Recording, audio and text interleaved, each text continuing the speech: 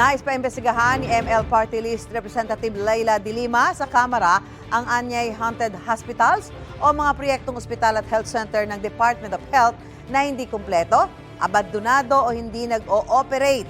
Sabi ni de Lima, mistulang paglustay ito ng pondo ng Health Facilities Enhancement Program o HFEP.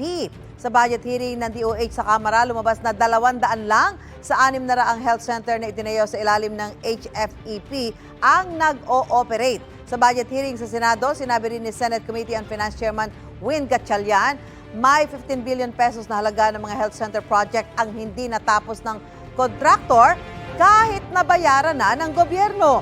Paliwanag naman ng DOH, hindi ito mga ghost project, kundi kulang lamang sa tao kaya hindi operational. Mga lokal na pamahalaan daw ang may obligasyon na punan ng tao ang mga pasilidad.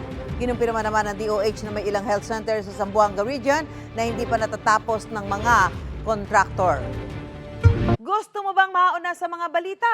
Mag-subscribe na sa GMA Integrated News sa YouTube at tumutok sa unang balita.